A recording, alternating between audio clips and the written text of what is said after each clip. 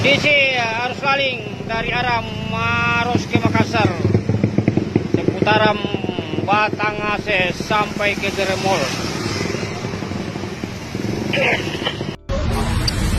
Di depan.